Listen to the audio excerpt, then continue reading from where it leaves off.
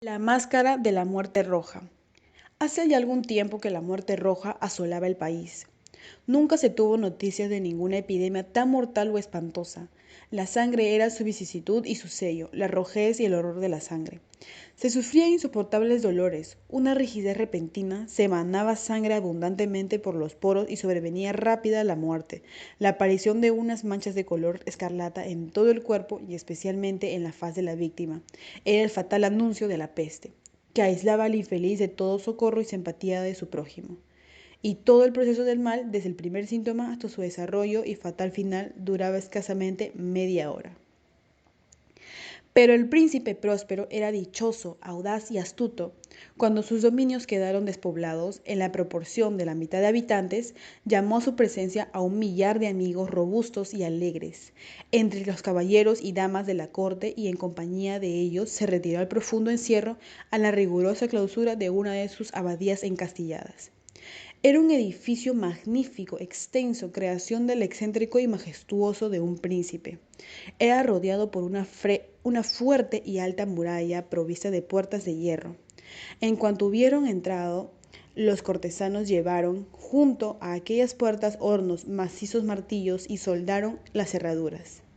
Resolvieron condenar todos los medios de salida y de entrada, para evitar los repentinos impulsos de desesperación o de frenesí desde el interior. La abadía estaba abundantemente provista. Con tales previsiones los cortesanos podían desafiar el contagio. El mundo exterior tendría ya que cuidarse de sí mismo. Mientras tanto, habría sido locura lamentarse o reflexionar siquiera. Bufones, El príncipe había dispuesto todo lo necesario para el músicos, placer, belleza y vino. Todo eso y además la seguridad de aquel refugio, fuera estaba la muerte roja.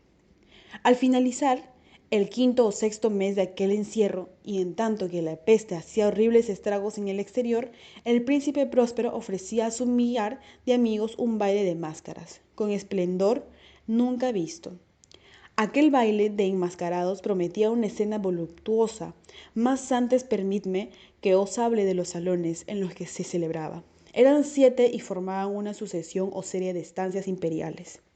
En muchos palacios, esta serie de salones de ceremonia suele estar dispuesta en línea recta, de manera que cuando los cortinajes están descorridos apenas hay algo que impida la vista de un extremo a otro. Pero en ese lugar el caso era distinto, como podía esperarse de la afición del duque hacia la extraordinario. Las reales estancias se hallaban de tal manera dispuestas que la visión no podía abarcar a más de una a un tiempo. A distancias de 20 o 30 metros se formaba un ángulo y cada uno de ellos ofrecía un nuevo efecto. A derecha e izquierda en el centro de cada muro. Una alta y estrecha ventana gótica daba un cerrado pasadizo que seguía las sinuosidades de la serie de salones. Aquellas ventanas estaban provistas de vidrios de colores que armonizaban con el tono general del decorado de la estancia en que se encontraba. La sala del extremo oriente, por ejemplo, tenía las paredes tapizadas de azul y el tono de los vidrios de sus ventanas era también azul vivo. La sala próxima era de color púrpura en sus adornos y tapices, y allí los vidrios de las ventanas tenían también el tono púrpura.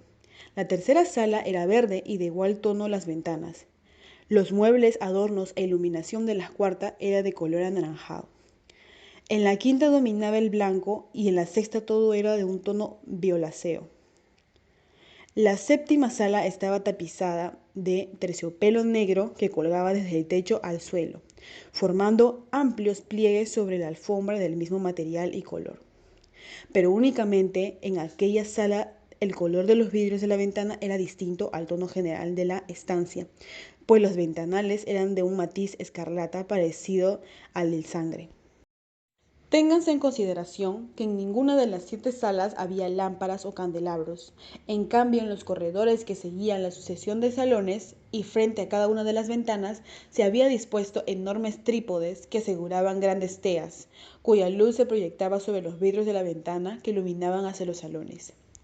Naturalmente, eso producía una serie de extraños y fantásticos efectos, pero en la sala occidental o extrema, la luz roja que se proyectaba entre las colgaduras negras era tan espectral y producía un aspecto tan raro en las personas que allí entraban, que pocas eran las que se atrevían a hacerlo. En aquella sala, también, y adosado a la pared occidental se veía un gigantesco reloj de ébano.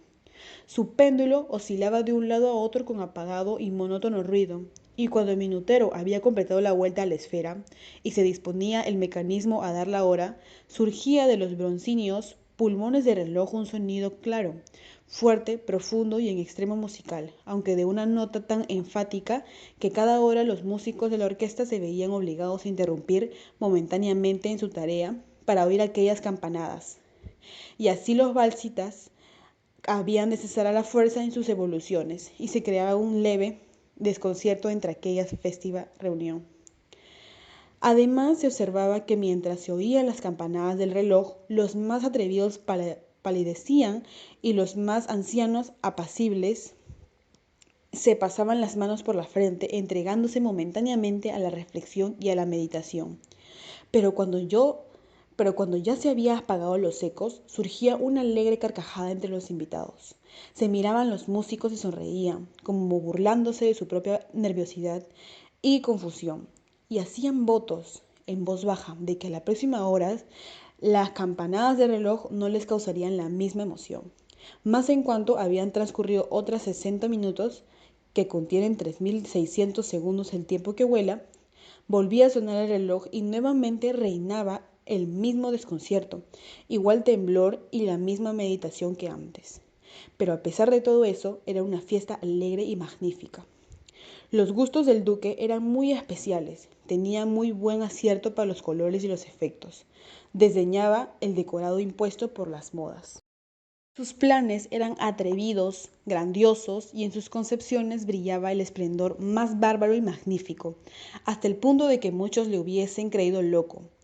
Pero los que componían su séquito sabían bien que no lo estaba, y era necesario oírle, verle y tocarle para convencerse de su buen juicio. En gran parte había dirigido la instalación de los adornos móviles de las 7 salas, con ocasión de aquella gran fiesta, y su propio gusto personal y director había dado carácter a las máscaras. Todas ellas eran grotescas, había allí mucho resplandor, mucha ironía y algo fantasmal, según se ha visto más tarde en Hernani. Había figuras arabescas con miembros inapropiados y adornos chocantes. Se veían delirantes fantasías y como propias de las cosas. Había muchas cosas hermosas, otras extravagantes, lascivas, algunas raras, otras terribles, y aún unas pocas eran capaces de excitar la repugnancia. Por los 7 salones circulaban aquellas máscaras constituyendo una multitud de sueños, y éstos parecían retorcerse por aquellas estancias, tiñéndose con los colores de las diversas salas y haciendo del modo que la extraña música de la orquesta adquiriese la apariencia del ser el eco de sus propios pasos. Nuevamente resonó la hora en el reloj de ébano que se hallaba en la sala tapizada de terciopelo. Entonces, por un momento, todo permaneció tranquilo y silencioso, excepción hecha de la voz del reloj.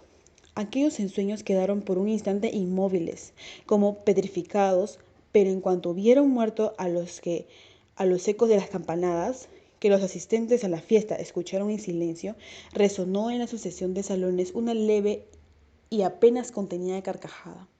Otra vez escuchó la música, los ensueños recobraron vida, yendo de un lado a otro más alegres que antes y tiñéndose con los colores de las luminosas ventanas a través de las cuales pasaban los rayos de luz procedentes de los trípodes. Pero a la sala más occidental de las 7 ninguna de las máscaras osaba entrar, pues la noche moría ya y ahí penetraba una luz más roja, a través de los cristales de tono sangriento, y aquel cuyo pie se aventuraba sobre la negra alfombra oía procedente del inmediato reloj de ébano una campanada apagada más enfática y solemne que cualquiera de las que cegaban a los oídos de quienes se divertían con los placeres remotos de las restantes salas. Mas éstas se hallaban decentemente ocupadas y en ellas latía febrilmente el corazón de la vida. La fiesta continuaba con los movimientos giratorios de los que bailaban, hasta que por fin empezaron las campanadas de la medianoche en el reloj. Entonces cesó la música, según ya he dicho, se interrumpieron las evoluciones de las balsistas y hubo una desagradable quietud en todas las cosas, corno antes ocurriera.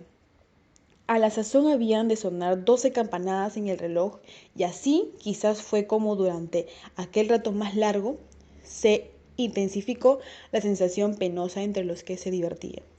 Y así también, tal vez antes de que se hundiesen definitivamente en el silencio los ecos de la última campanada, muchos de los individuos de la multitud tuvieron ocasión de advertir la presencia de una figura enmascarada, que hasta entonces no había llamado la atención de nadie. Una vez que el rumor sobre aquella nueva presencia se hubo propagado entre murmullos, se originó entre la multitud un zumbido de voces quedas, que expresaba su desaprobación, su sorpresa y finalmente su terror, horror y asco. En una reunión de fantasmas, como las que he descrito, ya se puede imaginar que ninguna aparición ordinaria hubiese podido excitar semejante sensación. En realidad, la licencia de las máscaras en aquella noche era casi ilimitada, pero la figura en cuestión excedía todos los límites imaginables. En el corazón de los temarios existen algunas cuerdas que no se pueden hacer vibrar sin emoción, incluso entre los corrompidos, para quienes la vida y la muerte son igualmente una broma. Hay cosas acerca de las cuales no se puede bromear.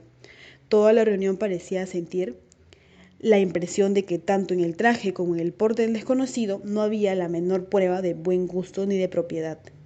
La figura era flaca y alta, y de pies a cabeza iba envuelta en un sudario.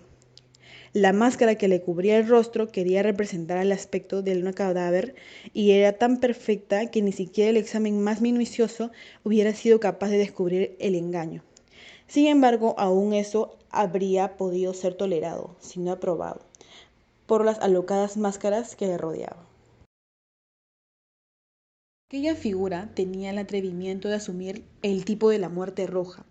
Su sudario aparecía manchado de sangre, y su ancha frente y todas las facciones estaban salpicadas con el horror escarlata. Cuando los ojos del príncipe Próspero se fijaron en aquella imagen espectral, que con lentos, solemnes movimientos, como para representar mejor su papel, iba de un lado a otro entre los balsistas, sufrió en el primer momento una convulsión y un temblor intenso, ya de temor o de asco, pero casi inmediatamente se congestionó su semblante de rabia. ¿Quién se atreve?, preguntó con voz ronca de los cortesanos que le rodeaban. ¿Quién se atreve a insultarnos con esta burla blasfema? Cogedle y arrancadle el antifaz para que podamos saber a quién habremos de ahorcar en las murallas al salir el sol. Esto ocurría en la sala oriental, de color azul. Ahí se encontraba el príncipe Próspero. Al pronunciar estas palabras, resonaron vigorosa y claramente en las 7 salas, pues el príncipe era hombre robusto y decidido. Y por otra parte, la música calló, obedeciendo un gesto de su mano.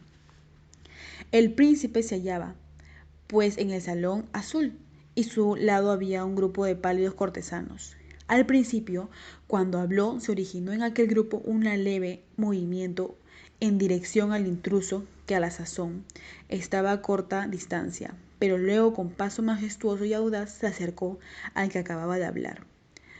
Más a causa de un miedo inexpresable que la máscara había inspirado a todos los presentes, ninguno se atrevió a extender la mano con el fin de apoderarse de él. Así, pues, sin que nadie le molestase, pasó a 1 metro de distancia de la persona del príncipe, y en tanto que la numerosa asamblea, con un unánime impulso, abandonaba los centros de la sala para guardarse junto a las paredes, el fantasma continuó su marcha sin que nadie le impidiese el paso, avanzando con la misma solemnidad y mesura que desde el primer instante llamó la atención de todos, y así pasó de la salón azul al purpúreo, de este al verde, y luego al anaranjado, al blanco y al violeta, antes de que alguien con decisión hiciese un movimiento para detenerle. Entonces fue cuando el príncipe Próspero, loco de rabia, de vergüenza por su momentánea cobardía, atravesó presuroso los 6 salones sin que nadie lo siguiese, a causa del terror mortal que se había apoderado de todos. Hacía en su mano derecha un puñal, y con rápido ímpetu se aproximó a aquella figura que retrocedía, pero ésta, después que llega al extremo del salón a terciopelo, se volvió de pronto para dar la faz a su perseguidor. Se oyó un grito agudo, y el puñal cayó resplandeciente a la negra alfombra, sobre el cual un instante después se desplomó muerto el príncipe Próspero. Animados por el furor de la desesperación, muchos de los cortesanos se arrojaron al salón negro y al ver la máscara, cuya alta figura estaba erguida e inmóvil a la sombra del reloj de ébano, se quedaron atónitos y presa de horror indefinible, pues podían observar de cerca el aspecto de aquella máscara. Luego, al arrojarse sobre ella con esta extraordinaria violencia, vieron que no contenía ninguna forma tangible. Entonces se reconoció la presencia de la muerte roja.